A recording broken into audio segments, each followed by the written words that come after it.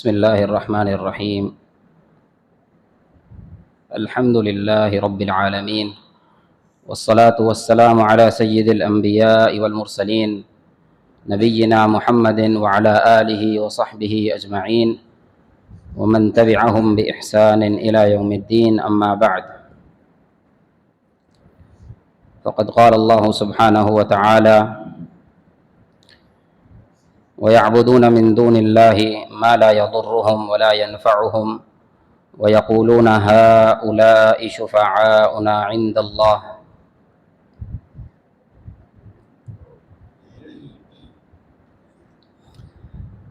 اصلاح عقیدہ کے حوالے سے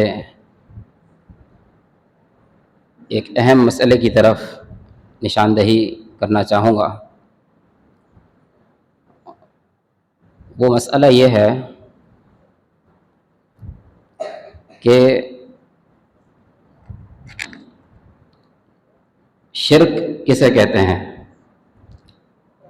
اور مشرکین مکہ جن کی طرف نبی صلی اللہ علیہ وسلم بھیجے گئے، وہ لوگ کیا شرک کرتے تھے، یہ مسئلہ اس کی طرف میں نشاندہی کرنا چاہوں گا۔ سب سے پہلے یہ مسئلہ ہمیں جاننا کیوں ضروری ہے کہ شرک کیا ہے اور مشرکین مکہ کون سا شرک کرتے تھے، یہ بات ہمیں جاننا کیوں ضروری ہے۔ دراصل موجودہ زمانے میں جو لوگ شرک میں ملوث ہیں یا قبر پرستی کا شکار ہیں، وہ لوگ، ان لوگوں کو جب سمجھایا جاتا ہے یا انہیں بتایا جاتا ہے کہ یہ کام کرنا شرک ہے، تو وہ لوگ یہ کہتے ہیں کہ یہ کام شرک نہیں ہے۔ اب شرک کیا ہے اور کیا نہیں ہے، یہ بات ہمیں کیسے پتہ چلے گی؟ اب میرا آپ سے اس بات پہ تو اختلاف ہو سکتا ہے کہ میرا کام شرک ہے یا نہیں ہے، آپ اس بات پہ مجھ سے بحث کر سکتے ہیں، لیکن ایک بات میں اور آپ متفق ہیں کہ مشرکین مکہ، یعنی مکہ کے جو رہنے والے لوگ تھے، وہ لوگ شرک کرتے تھے۔ یہ بات میرے اور آپ کے درمیان طے ہے کہ مکہ کے لوگ شرک کرتے تھے، اس میں میرا اور آپ کا اختلاف نہیں ہے۔ اختلاف کہاں پر ہو رہا ہے؟ اختلاف یہ ہو رہا ہے کہ میں جو کام کر رہا ہوں وہ شرک ہے یا نہیں ہے۔ تو ہمیں مشرکین مکہ کا شرک سمجھنا ضروری ہے تاکہ ہمارے درمیان یہ بات طے ہو جائے کہ کیا چیز شرک ہے اور کیا چیز شرک نہیں ہے۔ یہ اس مسئلے کی اہمیت ہے کہ مشرکین مکہ کا شرک سمجھنا ہمارے لیے اس لیے ضروری ہے کیونکہ قرآن مجید میں جس چیز کو شرک کہا گیا ہے وہ چیز عملی طور پر مشرکین مکہ کیا کرتے تھے، اور اس کا اولین مخاطب وہ لوگ تھے۔ مشرکین مکہ کے بارے میں قرآن مجید میں جو مکہ کے لوگوں کے جو عقائد ذکر ہوئے ہیں وہ کافی وضاحت کے ساتھ بیان ہوئے ہیں۔ سب سے پہلی بات، مشرکین مکہ اللہ تعالیٰ کے بارے میں کیا عقیدہ رکھتے تھے؟ یعنی وہ اللہ تعالیٰ کو تو مانتے تھے کہ اللہ تعالیٰ موجود ہے، اور وہ یہ بھی مانتے تھے کہ اللہ تعالیٰ ہی اس کائنات کا رب ہے، یہ بھی مشرکین مکہ بھی مانتے تھے اس بات کو۔ اور مشرکین مکہ اس بات کو بھی مانتے تھے کہ یہ رزق دینے والی ذات اللہ تعالیٰ ہے، بارش برسانے والی ذات اللہ تعالیٰ ہے، اور اس کائنات کا سارا نظام جو چلا رہا ہے وہ اللہ تعالیٰ ہے۔ یہ بات کون مانتا تھا؟ مشرکین مکہ اس بات کو مانتے تھے کہ یہ سب سسٹم جو چل رہا ہے اس کائنات کا، اور روزی دینے والی ذات اور بارش برسانے والی ذات، اولاد دینا، یہ فلاں فلاں جتنے بھی کام ہیں یہ سب اللہ ہی کرتا ہے۔ ان کا شرک کہاں پہ تھا؟ وہ لوگ دراصل عبادت کو غیر اللہ کے لیے سر انجام دیتے تھے۔ شرک کے بارے میں یا شرک کی جو صحیح تعریف یا آسان مفہوم یہ ہے کہ ہر وہ کام جو عبادت ہے اسے غیر اللہ کے لیے کرنا شرک ہے۔ یہ سب سے آسان تعریف اور آسان مفہوم ہے۔ جس عمل کے بارے میں یہ ثابت ہو جائے کہ یہ کام عبادت ہے تو اس کام کو اللہ کے علاوہ کسی اور کے لیے سر انجام دینا شرک ہے۔ ہمارے ہاں جو لوگ قبر پرستی کا شکار ہیں وہ لوگ یہ کہتے ہیں کہ ہم لوگ ان بزرگوں کے بارے میں یا ان جو قبر میں لوگ دفن ہیں ان کے بارے میں یہ عقیدہ نہیں رکھتے کہ یہی لوگ دینے والے ہیں۔ وہ کہتے ہیں ہمارا یہ عقیدہ نہیں ہے، ہم بھی یہی کہتے ہیں کہ اللہ ہی شفا دیتا ہے، اللہ ہی بگڑیاں بناتا ہے، اور اللہ ہی جو ہے نا وہ کارساز ہے، اور اللہ ہی سارا جو ہماری حاجات ہے وہ سب اللہ ہی پوری کرتا ہے۔ یہ لوگ نہیں پوری کرتے، ہم تو صرف ان کے پاس اپنی درخواست رکھتے ہیں اور یہ لوگ ہماری درخواست کو اللہ تک پہنچاتے ہیں اور پھر اللہ ہماری حاجت پوری کر دیتا ہے۔ تو ہم لوگ تو ان کے بارے میں یہ عقیدہ نہیں رکھتے کہ یہی لوگ دینے والے ہیں یا یہی لوگ حاجت پوری کرنے والے ہیں، تو اس لیے ہمارا یہ کام شرک نہیں ہے۔ اچھا، اگر ان سے پوچھا جائے کہ پھر شرک کیا چیز ہے، اگر یہ چیز شرک نہیں ہے تو پھر شرک اور کیا چیز ہوتی ہے؟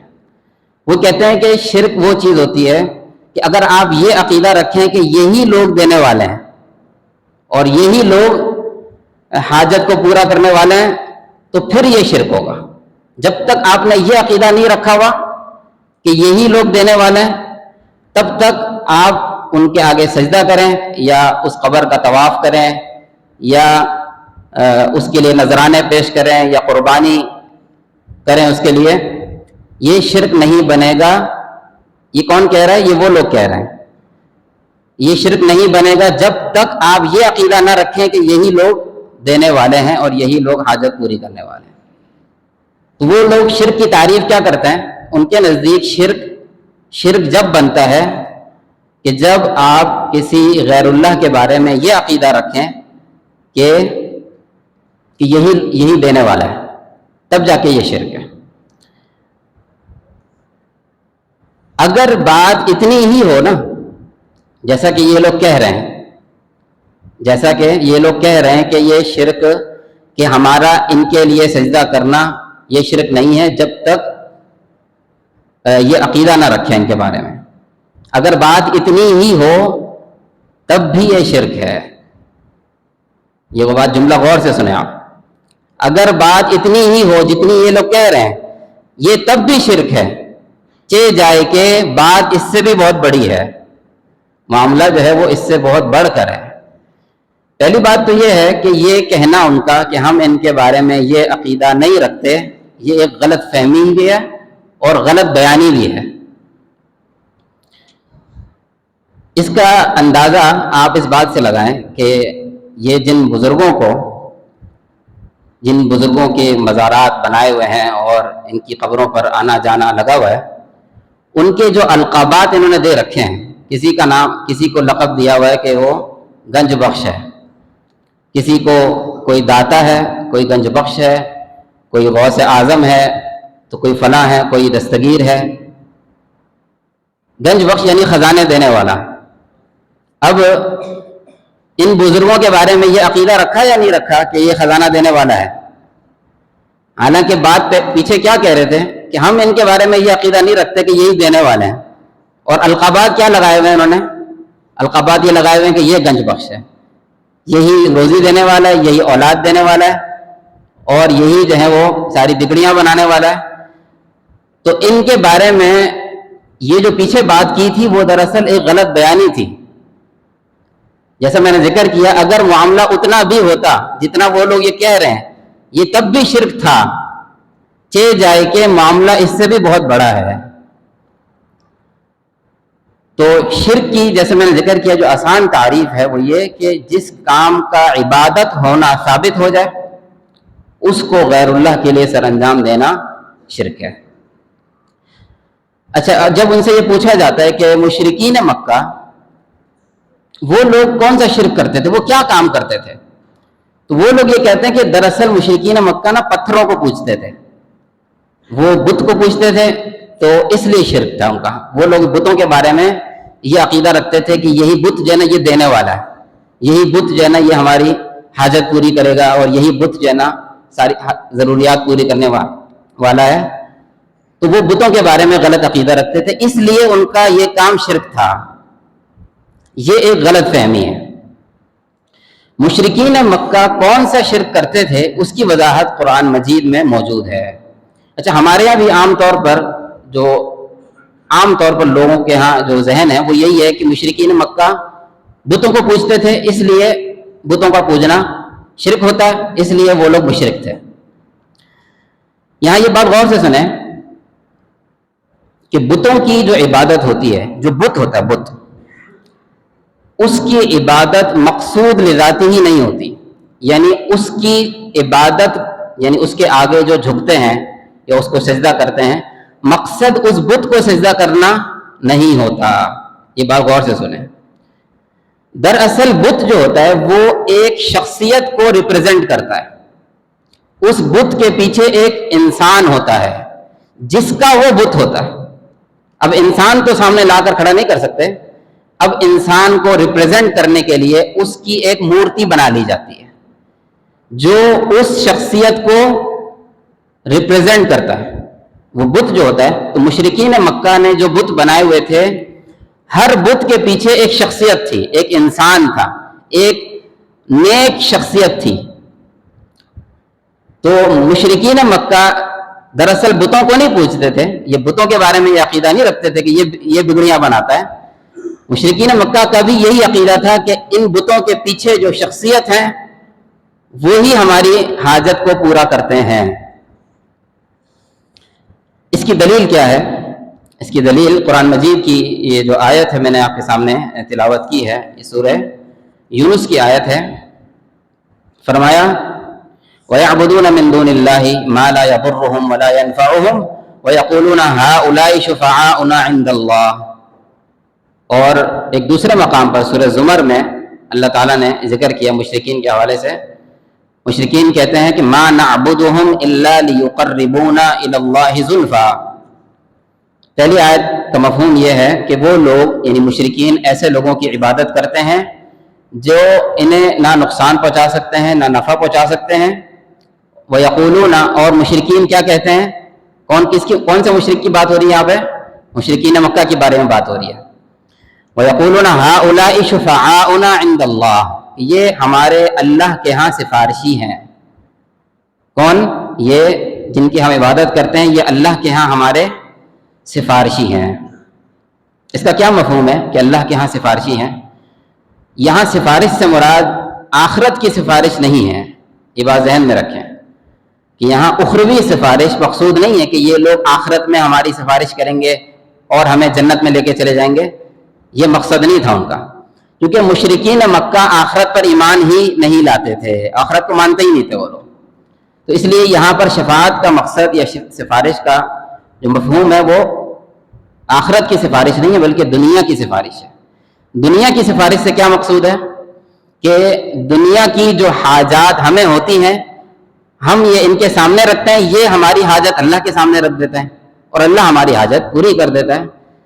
تو بالکل وہی عقیدہ جو قبر والوں کے بارے میں رکھا جاتا ہے کہ ہم ان کے بارے میں یہ عقیدہ نہیں رکھتے کہ یہی دینے والے ہیں، مشرکین مکہ بھی بتوں کے بارے میں یہی بات کہتے تھے کہ ہم ان بتوں کے بارے میں کیا عقیدہ رکھتے ہیں کہ یہ لوگ ہمارے سفارشی ہیں اللہ کے ہاں، یعنی اللہ کے ہاں ہماری حاجت کو لے کر جاتے ہیں، پھر اللہ ہماری حاجت پوری کر دیتا ہے۔ اور سورہ زمر کی جو آیت میں نے پڑھی وہ یہ کہتے ہیں کہ مَا نَعْبُدُهُمْ إِلَّا لِيُقَرِّبُونَا إِلَى اللَّهِ زُلْفَىٰ، کہ ہم ان کی عبادت صرف اس لیے کرتے ہیں کہ یہ لوگ ہمیں اللہ کے قریب کر دیتے ہیں، یعنی ہم جو ان کے سامنے سجدہ کر رہے ہیں، ان کا طواف کر رہے ہیں، نذرانے پیش کر رہے ہیں، تو یہ تمام کام جو ہم کر رہے ہیں ہمارا مقصد کیا ہے؟ اس بت کا تقرب حاصل کرنا نہیں ہے، بلکہ کس کا تقرب حاصل کرنا ہے؟ اللہ کا تقرب۔ تو مشرکین مکہ بھی اللہ کا تقرب حاصل کرنا چاہتے تھے، لیکن ان بتوں کے وسیلے سے، ان بتوں کے واسطے سے اور وسیلے سے اللہ کا تقرب حاصل کرنا چاہتے تھے۔ اور یہاں بھی یہی ہوتا ہے، یہاں بھی قبر والے کے ذریعے سے اللہ کا تقرب حاصل کیا جاتا ہے، اور قبر والے کے بارے میں یہ عقیدہ رکھتے ہیں کہ قبر والا ہماری حاجت کو اوپر لے کر جاتا ہے، پھر اللہ ان کی سنتا ہے، وہ اللہ کے نیک بندے ہیں، ہماری سنتا نہیں ہے، تو وہ لوگ اللہ کے پاس ہماری حاجت کو لے کر جاتے ہیں اور پھر وہ اللہ ہماری حاجت پوری کر دیتا ہے۔ جیسے میں نے ذکر کیا کہ بت کے پیچھے شخصیت ہے، بت مقصود لذاتی ہی نہیں ہے، بت کی تعظیم کرنا مقصد نہیں ہوتا، اصل میں بت کے پیچھے جو شخصیت ہے۔ اس کی دلیل قرآن مجید میں مشرکین کے بتوں کے ناموں کا بھی ذکر ہے۔ افرأیتم اللات والعزى ومناة الثالثة الاخرى، لات، عزا اور منات، ان تینوں کا ذکر قرآن مجید میں ہوا ہے، اور یہ تینوں شخصیت تھی، نیک لوگ تھے مشرکین کے ہاں، مکہ میں نیک لوگ گزرے تھے، ان کی انہوں نے مورتیاں بنائی ہوئی تھی۔ لات جو تھا، لات، اس کے بارے میں یہ ذکر ہے کہ لات یہ حاجیوں کو ستو بنا کر پلاتا تھا، ان حاجیوں کی خدمت کرتا تھا۔ پھر یہ اب یہ مر گیا یہ بندہ، پھر اس کے نام پر ایک مورتی بنا لی گئی، پھر اس مورتی کے ذریعے سے شرک کیا گیا۔ تو یہ جو لات، منات اور عزا، یہ سب شخصیت ہیں۔ اسی طرح قوم نوح کے بارے میں اللہ تعالیٰ نے 5 بتوں کا ذکر کیا ہے، اور ان 5 بتوں کا ذکر سورہ نوح میں اللہ تعالیٰ نے کیا ہے۔ فرمایا کہ وَلَا تَذَرُنَّ وَدًّا وَلَا سُوَاعًا وَلَا يَغُوثَ وَيَعُوقَ وَنَسْرًا۔ ود، یہ 5 نام ہیں، ود، سواع، یغوث، یعوق اور نصر، یہ 5 بتوں کے نام ہیں، اور ان کے بارے میں جو تفسیر میں بات لکھی ہوئی ہے اور صحابہ سے بات وارد ہے کہ یہ 5 لوگ نیک شخصیتیں تھیں، قوم نوح کے نیک لوگ تھے۔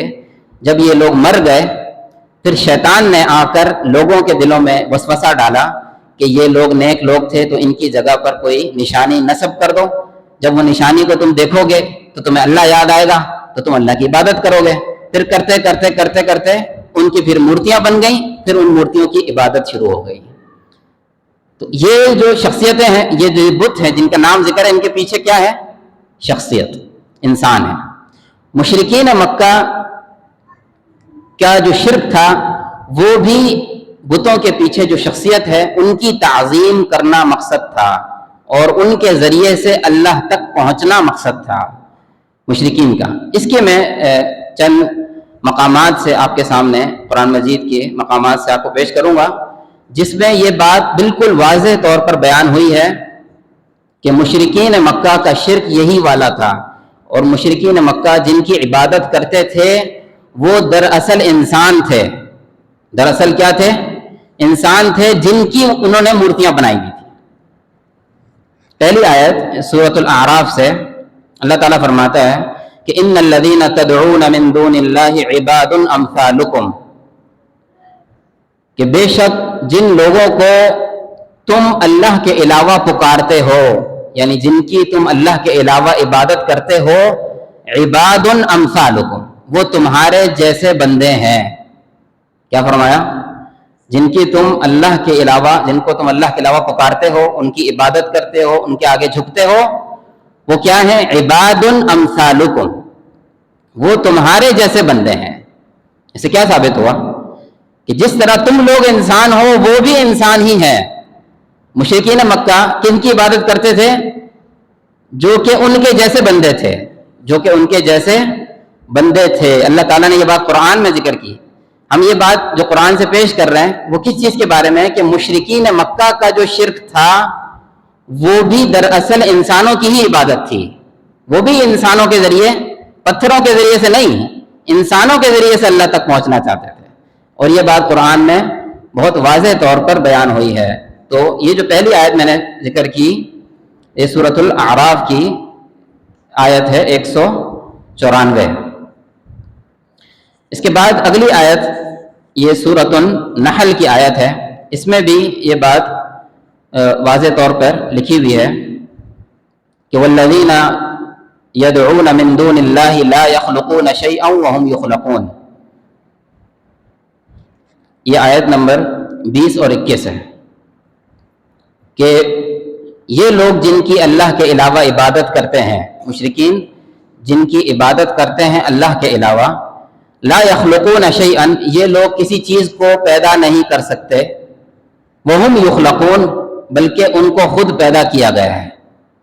آگے آیت کنٹینیو ہے، فرمایا اموات غیر احیاء، یہ لوگ مردہ ہیں، غیر احیاء زندہ نہیں ہیں، یعنی مر چکے ہیں، اب زندہ نہیں ہیں، مر چکے ہیں. یہ کس کے بارے میں بات ہو رہی ہے؟ انسان کے بارے میں. انسان کے بارے میں بات ہو سکتی ہے کہ یہ زندہ نہیں ہے، مر چکا ہے. پتھر کے بارے میں تو یہ نہیں کہا جائے گا کہ یہ زندہ نہیں ہے، مر گیا. آگے وما یشعرون ایان یبعثون، اور ان کو یہ بات بھی نہیں پتا کہ انہیں کب اٹھایا جائے گا، کل قیامت کے دن انہیں کب اٹھایا جائے گا، اس بات کا بھی انہیں شعور نہیں ہے. ابھی اس بات کا غور کریں، یہ کس کے بارے میں بات ہو رہی ہے کہ کل قیامت کے دن اٹھایا جائے گا؟ پتھر کو اٹھایا جائے گا یا انسان کو اٹھایا جائے گا؟ انسان کو اٹھایا جائے گا. وما یشعرون ایان یبعثون، ان کو یہ بات بھی معلوم نہیں ہے کہ انہیں کب اٹھایا جائے گا. اس سے بھی یہ بات ثابت ہوتی ہے کہ مشرکین مکہ جن کی عبادت کرتے تھے وہ انسان تھے، وہ انسان تھے. اس کے بعد اگلی آیت ہے سورہ بنی اسرائیل سے. اللہ تعالیٰ کا فرمان ہے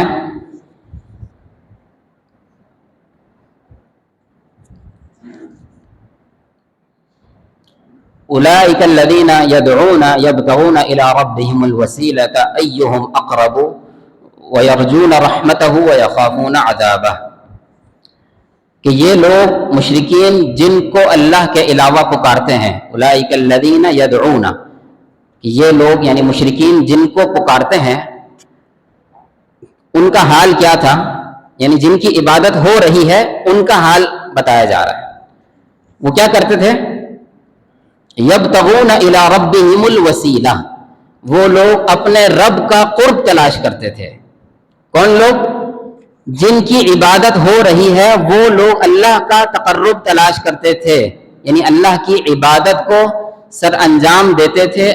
ایہم اقرب، ایک دوسرے سے نیکی میں آگے بڑھتے تھے کہ کون اللہ کے زیادہ قریب ہوگا.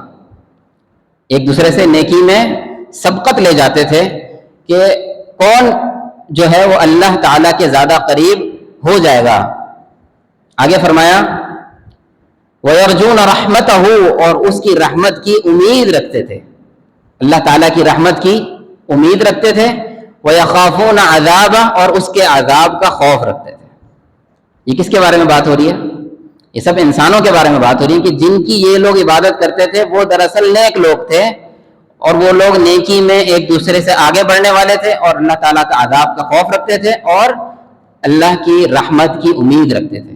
یہ سب باتیں ایک پتھر کے بارے میں تھوڑی ہو رہی ہیں، ایک انسان کے بارے میں ہو رہی ہیں کہ یہ انسان تھے اصل میں، کہ جو اللہ تعالیٰ کی رحمت کی امید رکھتے تھے اور اللہ کا عذاب کا خوف رکھتے تھے. اس کے بعد اگلی جو آیت ہے وہ سورہ فاطر سے، اور یہ آیت جو ہے بہت واضح ہے اور انتہائی واضح آیت ہے. فرمایا کہ والذین تدعون من دونہ ما یملکون من قطمیر، کہ جن کو تم اللہ کے علاوہ پکارتے ہو وہ لوگ کھجور کی گٹھلی پر جو چھلکا ہے اس کے بھی مالک نہیں ہیں. ٹھیک ہے، آگے آیت کنٹینیو ہے. فرمایا ان تدعوہم لا يسمعوا دعاءکم، یہ اللہ تعالیٰ مخاطب کس سے ہو رہا ہے؟ مشرکین مکہ سے. مشرکین مکہ سے مخاطب ہے کہ ان تدعوہم، کہ اگر تم ان کو پکارو گے، لا يسمعوا دعاءکم، وہ تمہاری پکار کو سن نہیں سکتے. ولو سمعوا، اور اگر سن لیں، مستجابوا لکم، تو وہ تمہاری پکار کا جواب نہیں دے سکتے، یعنی تمہاری دعا کو قبول نہیں کر سکتے. آگے فرمایا وَيَوْمَ الْقِيَامَةِ يَكْفُرُونَ بِشِرْكِكُمْ، اور کل قیامت کے دن تمہارے شرک کا انکار کر دیں گے. کون؟ جن کی تم عبادت کر رہے ہو، کل قیامت کے دن وہ تمہارے شرک کا انکار کر دیں گے، یعنی تمہارے سے برات کا اظہار کریں گے کہ ہمارا ان سے کوئی تعلق نہیں ہے۔ کوئی بھی انسان اس آیت پر غور کرے، یہ انکار کون کرے گا کہ کل قیامت کے دن برات کا اظہار کر دے گا کہ ہم ان کے شرک سے بری ہیں؟ یہ بات کون کہے گا؟ ایک پتھر کہے گا یا انسان کہے گا؟ ایک انسان کہے گا۔ ایک انسان ان کے شرک سے برات کا اظہار کرے گا کہ ہم ان کے شرک سے بری ہیں اور لا تعلق ہیں۔ آخری آیت یہ سورۃ الاحقاف کی ہے۔ ویسے تو قرآن مجید میں بے شمار آیات ہیں اس بارے میں، لیکن یہ جو آیتیں میں نے آپ کے سامنے پیش کی ہیں یہ انتہائی واضح ہیں اس مسئلے میں۔ فرمایا کہ وَمَنْ أَضَلُّ مِمَّنْ يَدْعُو مِن دُونِ اللَّهِ مَنْ لَا يَسْتَجِيبُ لَهُ إِلَى يَوْمِ الْقِيَامَةِ وَهُمْ عَنْ دُعَائِهِمْ غَافِلُونَ، کہ اس شخص سے بڑھ کر گمراہ کون ہو سکتا ہے؟ اس شخص سے بڑا گمراہ انسان کون ہو سکتا ہے کہ جو اللہ کے علاوہ ایسے لوگوں کو پکار رہا ہے، ایسے لوگوں کو پکار رہا ہے، من لا يستجیب له الى یوم القیامہ، کہ جو قیامت کے دن تک اس کی پکار کا جواب نہیں دے سکتے۔ صح؟ فرمایا آگے آیت چل رہی ہے وَهُمْ عَنْ دُعَائِهِمْ غَافِلُونَ، اور وہ ان کی پکار سے غافل ہیں، یعنی ان کو پتہ بھی نہیں ہے کہ انہیں پکارا جا رہا ہے، انہیں پکارا جا رہا ہے، ان کو یہ بات معلوم بھی نہیں ہے۔ آگے فرمایا یہ اصل محل شاہد ہے وَإِذَا حُشِرَ النَّاسُ كَانُوا لَهُمْ أَعْدَاءً، اور جب لوگوں کو کل قیامت کے دن اٹھایا جائے گا تو یہ لوگ ان کے دشمن بن جائیں گے۔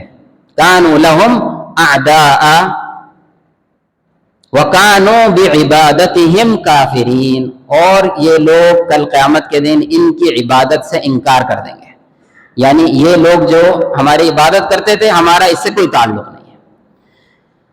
تو یہ آیت بھی اسی بات کو واضح کرتی ہے، اسی بات کو مینشن کرتی ہے کہ مشرکین مکہ، ان تمام آیتوں سے یہ بات واضح ہوتی ہے کہ مشرکین مکہ دراصل بتوں کو نہیں پوجتے تھے، بتوں کے پیچھے جو شخصیتیں تھیں ان کو پوجتے تھے اور ان کی تعظیم مقصود تھی، اور ان کا بھی یہی مقصد تھا کہ ہم ان کے ذریعے سے اللہ تک پہنچ جائیں، ان کے ذریعے سے کہاں تک پہنچ جائیں؟ اللہ کا تقرب حاصل کر لیں۔ اور یہی بات آج بھی کہی جاتی ہے کہ ہم ان بزرگوں کے بارے میں یہ عقیدہ نہیں رکھتے کہ یہی لوگ حاجت پوری کرتے ہیں، حاجت تو اللہ پوری کرتا ہے، ہم تو صرف ان کے سامنے حاجت رکھتے ہیں اور پھر یہ لوگ اللہ کے سامنے حاجت لے کے جاتے ہیں، اللہ حاجت پوری کر دیتا ہے۔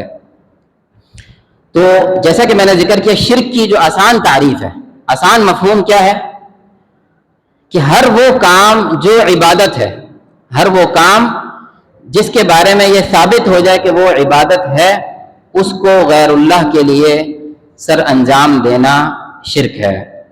اہل علم نے یہ بات لکھی ہے، یہ بات آخری میں کر کے ختم کرتا ہوں۔ اہل علم نے یہ بات لکھی ہے کہ موجودہ زمانے میں جو شرک ہوتا ہے وہ پرانے زمانے کے شرک سے زیادہ خطرناک ہے۔ یہ بہت اہم بات ہے۔ موجودہ زمانے میں جو شرک ہوتا ہے وہ مشرکین مکہ کے شرک سے زیادہ خطرناک اور زیادہ بھیانک ہے، اور اس کی دو وجہ ہیں۔ پہلی وجہ، مشرکین مکہ اللہ کی ربوبیت میں شرک نہیں کرتے تھے، یعنی اللہ کے رب ہونے میں شرک نہیں کرتے تھے، وہ اس بات کو مانتے تھے کہ اللہ ہی اس کائنات کا رب ہے، اللہ ہی دینے والا ہے، اللہ ہی روزی دیتا ہے، بارش برساتا ہے، اور سارے کام جو ہے وہ اس دنیا کا جو نظام ہے اور مدبر امور جو ہے وہ اللہ تعالیٰ ہے۔ جبکہ موجودہ زمانے کے جو مشرک ہیں اور جو شرک میں مبتلا ہیں وہ لوگ اللہ کی الوہیت میں بھی شرک کرتے ہیں اور ربوبیت میں بھی شرک کرتے ہیں۔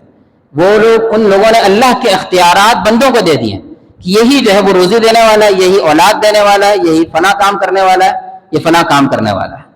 تو انہوں نے اللہ کے اختیارات بندوں کو دے دیے، حالانکہ مشرکین مکہ نے ایسا نہیں کیا تھا۔ یہ پہلی وجہ ہے کہ یہاں اس دور کا یعنی بعد کے زمانے کا شرک پہلے زمانے کے شرک سے زیادہ خطرناک ہے۔ دوسری وجہ، مشرکین مکہ جب کسی مشکل میں پھنستے تھے تو خالص اللہ کو پکارتے تھے، اور اس کی جا بجا قرآن میں دلائل موجود ہیں کہ جب کسی مشکل میں پھنس جاتے، کسی طوفان میں پھنس گئے تو کس کو پکارتے تھے؟ صرف اللہ کو پکارتے تھے، اللہ کے علاوہ کسی کو نہیں پکارتے تھے. جبکہ موجودہ زمانے میں جو شرک ہوتا ہے وہ لوگ چاہے آسانی میں ہو چاہے مشکل میں ہو، دونوں صورتوں میں غیر اللہ کو پکارتے ہیں، یا فلاں مدد اور یا فلاں مدد. یہ عام ہے، ہم سنتے رہتے ہیں اور لکھا ہوا ہوتا ہے دیواروں پر بھی، فلاں مدد اور فلاں مدد. تو یہ لوگ آسانی میں بھی غیر اللہ کو پکارتے ہیں اور مشکل میں بھی غیر اللہ کو پکارتے ہیں. تو اس لحاظ سے بعد کے زمانے کا شرک یعنی موجودہ زمانے کا شرک مشرکین مکہ کے شرک سے زیادہ خطرناک اور بھیانک ہے. یہ تمام باتیں ہمارے لیے سمجھنا انتہائی ضروری ہیں اور ہمیں آگے بھی پہنچانی ہے اور اپنی نئی نسل کو اس بات سے آگاہ کرنا ہے کہ شرک کیا ہے اور کیا چیز شرک ہوتی ہے اور مشرکین مکہ جو ہے وہ کون سا شرک کرتے تھے، تاکہ انسان جب کسی کو دعوت دے کہ کسی کو بتائے کہ یہ چیز شرک ہے تو اس کو یہ بات پتہ ہو کہ مشرکین مکہ کون سا شرک کرتے تھے، تاکہ اس کو سمجھانے میں آسانی ہو اور اپنی بات مکمل طور پر سمجھا سکے. اس کا مقصد یہ نہیں ہے کہ ہم کسی پر شرک کا کوئی فتویٰ لگا رہے ہیں، یا یہ مقصد نہیں ہے. اس کا مقصد یہ ہے کہ ہم خود سمجھیں پہلے، پھر آگے دوسروں تک اس بات کو منتقل کریں اچھے انداز سے، اور قرآن کے دلائل کو اس کے سامنے پیش کریں اور قرآن کی آیات کو اس کے سامنے رکھیں تاکہ اس کو بھی سمجھنے میں آسانی ہو، اور وہ یہ نہ بولے کہ بھئی آپ مجھ پر جو ہے نا آپ مجھے مشرک سمجھتے ہو، مجھ پر شرک کا فتویٰ لگاتے ہو. یہ مقصد نہیں ہے. یہ قرآن کی آیات جو ہیں یہ اس بارے میں واضح ہیں. اللہ تعالیٰ سے دعا ہے کہ جو کچھ بیان ہوا اللہ تعالیٰ اس کو سمجھنے کی، عمل کرنے کی توفیق عطا فرمائے. اقول قولی ھذا واستغفر اللہ لی ولکم وآخر دعوانا ان الحمد للہ رب العالمین.